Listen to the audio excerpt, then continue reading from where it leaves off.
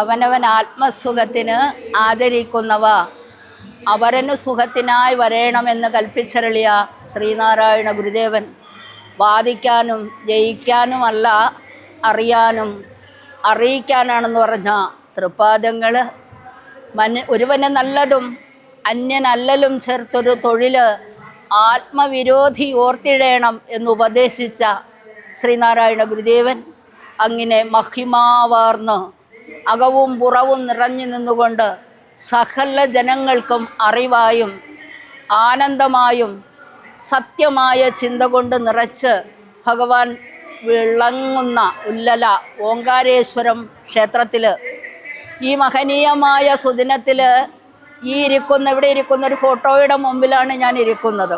ശ്രീനാരായണ ഗുരുദേവൻ സ്വശരീരനായി ഇവിടെ വന്ന സമയത്ത് ഇവിടെയുള്ള ഭക്തജനങ്ങൾ ഭഗവാന്റെ ഒരു ഫോട്ടോ ചിത്രം വരച്ചെടുത്ത ചിത്രമാണ് ഇതിൻ്റെ പുറകിൽ ഞാൻ ഇരിക്കുന്ന ഈ സന്നിധിയിൽ കാണുന്നത്. അതുപോലെ തന്നെ ഇവിടെ കാണുന്ന ഓരോന്നും ഭക്തന്മാർ ഭഗവാന് ധർമ്മം കൊടുത്തതാണെല്ലാം. എന്താണ് ഭഗവാന്റെ ഒരു ലക്ഷ്യമെന്ന് ചോദിച്ചാൽ എല്ലാവർക്കും സുഖമാണ് ഗുരു ആഗ്രഹിച്ചത്. ഒരാളെയും ഗുരു മാറ്റി നിർത്തിയില്ല. ആ പ്രണവസ്വരൂപൻ്റെ അടുക്കലേക്ക് ഉല്ലല ഓങ്കാരേശ്വരം ക്ഷേത്രത്തിലേക്ക് വരുന്നവരോട് ഞാൻ പറയുന്ന ഒരു കാര്യമുണ്ട്. നിങ്ങൾ വരുന്നത് പ്രണവസ്വരൂപനായിരിക്കുന്ന പരമാത്മസ്വരൂപനായിരിക്കുന്ന ഭഗവാനെ കാണാനാണ് നിങ്ങൾ എത്തിയത്. നിങ്ങളുടെ മനസ്സും ശരീരവും ചിന്തകളും ഭഗവാൻ അർപ്പിച്ചിട്ടേ നിങ്ങൾ പോകാവൂ എന്ന് പറയും. അതേതാണേലും തുടർന്ന് ഭംഗിയോടെ വളരെ ലക്ഷ്യബോധത്തോടു കൂടി എല്ലാവരും വരികയും ഒന്ന് ചേർന്ന് പ്രാർത്ഥിക്കും. പ്രാർത്ഥന വഴി തുറക്കും. ഗുരുദേവൻ്റെ മഹനീയമായ ഓർമ്മപ്പെടുത്തലാണ്.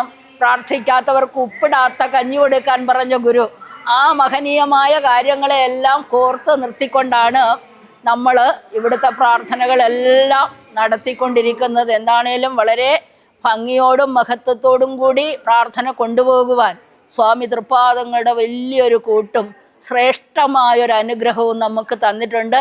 ഞാൻ സംസാരിക്കാൻ വളരെ യോഗ്യതയില്ലാത്ത ഒരാളായിരിക്കുമ്പോൾ ഞാൻ ഗുരുവിനോട് ചോദിക്കുന്ന ഒരു ചോദ്യമുണ്ട്. ഭഗവാനെ, എന്നെ പോലെ ഒരാൾക്ക് എന്തെങ്കിലും പറയാൻ പറ്റുമോ എന്ന് ചോദിക്കുമ്പോൾ ഭഗവാൻ എൻ്റെ മുന്നിൽ തെളിഞ്ഞൊരു വാക്ക് പറഞ്ഞു. മണ്ണന്തല ദേവി സ്വസ്ത്രം 4ാമത് പദ്യം നോക്കാൻ.